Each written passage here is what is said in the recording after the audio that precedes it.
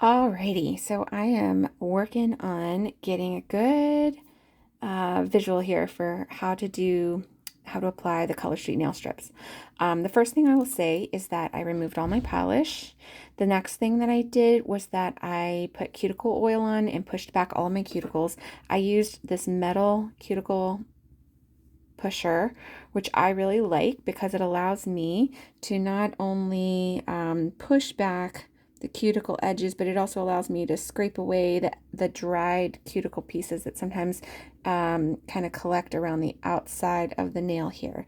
And the reason that that's really important is that when you are applying a shimmer, for instance, if you have any of those little rough edges there on the edge, they are going to be exaggerated by the shimmers. And this is kind of like wearing a satin dress. Think of it that way. So the other thing that I like to do is to take a buffing block like this, and I will just buff the surface of my nails to smooth out some of the ridges and also to smooth out any of those excess cuticle edges on the sides of my nails. And it just helps to give me a nice smooth area to put my polish onto. Then the last thing I do is that I like to wash my hands with dish soap to remove all the oils, and then I go in and I wipe them off with an alcohol wipe. I usually just have a bottle of alcohol that I use to spray on, and then I wipe it off with a cotton wipe. And I also like to not only spray my nail tips, but also my finger tips, because when you're touching the strips, if you have oil left over on your hands, it's going to transfer onto the strip, which is going to make it not stick as well. So next, I'm going to actually apply a strip. So my nails are fairly short right now. Sometimes they're longer, sometimes they're shorter, but you're going to want to remove the clear strip off the top. If you can see, I don't know, the camera cancels it out sometimes, but you're going to want to remove that clear strip first. If you don't remove the clear strip and then you apply the polish onto your nails, you're going to find that it's a lot harder to perforate it the way I'm going to show you to do it. And beyond that, sometimes that clear part really sticks on if you don't have the pull tab, and it's really, really difficult to remove, and you might end up damaging your polish in the process. So the first thing you want to do is remove the clear strip. That's a protective layer over the nail, and then you want to remove it with that little pull tab on this end. Now to remove your strip of polish, you're going to also pull from the pull tab.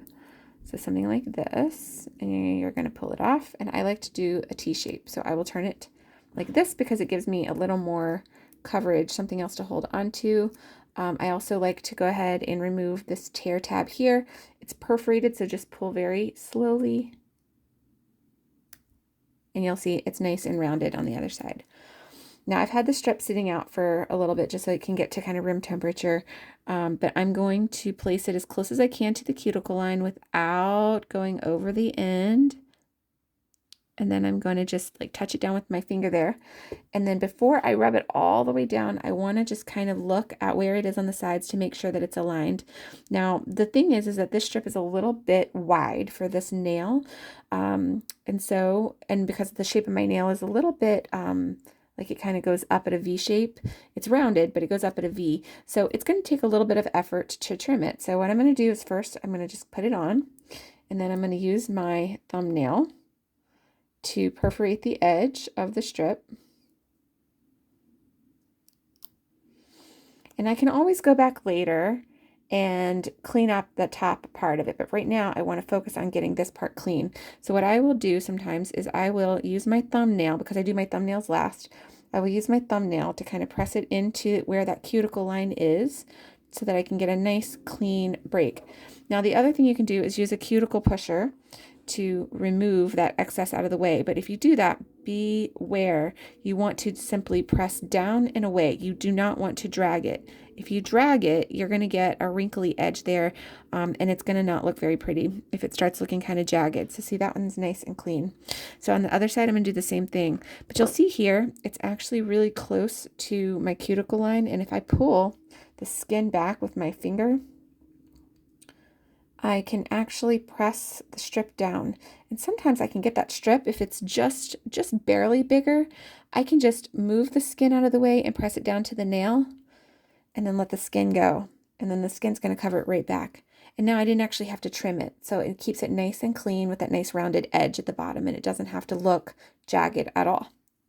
And then for the edge here, you can just let it dry. And once it dries, these extra pieces around the edges are going to just naturally flake off. If you keep picking at it, sometimes what people do is they will pick at it so much that they end up, you know, damaging right here at the top, and then they don't have a nice clean coverage across the top. So that's my recommendation, is to just sometimes let it be, let it dry. All right, so we're going to move over to the other nail with the other half of this strip, because my nails are short. I can do this right now. And I'm going to stick it on, and I can reposition it. And I just want to align it to the bottom cuticle, and see, this one's still a little, there we go. It was a little crooked. And so then I'm going to align it to the side. I want to press it down. Again, move my skin out of the way and press down the polish. So I want to pull, my nails are kind of weird, but if I push back the skin, then I have more of my nail that's accessible, and I can push that all the way down to the edge. Now I'm going to remove this top here, and I'm going to go ahead and try to push it all the way down on the top of my nail. Again, using my thumb, I'm going to perforate across the top, but I want to make sure I perforate under the nail, okay? I don't want to perforate on the top part of it, because I want to make sure that my full nail stays covered. And sometimes when it dries, it will it will retreat a little bit, and I want to try to make sure that it stays fully adhered to my nail as much as possible and doesn't create any gaps. So now on this side, this is the side that's just like the other one that I did, where it's a little bit over the edge. This one I am going to need to trim. So what I'm going to do is, again, I'm just going to put my thumbnail into that crease right there where my fingernail intersects with the cuticle line, and I'm just going to press into it. Now I'm pressing kind of hard so that I can make sure that I can get a nice clean perforation there. When I'm doing my daughter's nails, sometimes she doesn't like that. And then once it's cleanly perforated, you can take your cuticle stick or your nail, and you just want to push it away. So I'm going to use this to get a nice clean line there. And then once you've got your nails done, that part, you just want to let it cure before you use lotion or wash your hands with any kind of soap. You just want to let it cure for a little bit so that you can make sure that it fully adheres to your nail. I usually like to do these before I go to bed, and then when I wake up in the morning, they're hard as nails. So yeah, that's kind of my tips.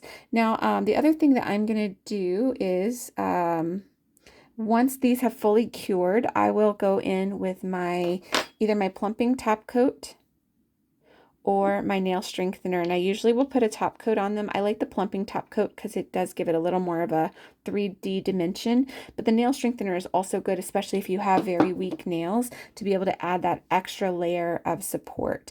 I sometimes will double up. Now I'm probably going to be doing some mixed manis, so for my thumb and for my middle finger, I'm probably going to be using a couple of other strips to accent this cute little St. Patty's Day mani, and those are my accent nails, but I'm still going to do my thumbs last, because if I do my thumbs first, what's going to happen is, as I'm using my thumbs as that tool, I'm going to be pushing it back off the top, and then it's going to not cover the full surface of the nail, and we don't want that. So do your thumbs last. Always do your thumbs last, but use your thumb is going to be a really helpful tool as you're doing the rest of your nails.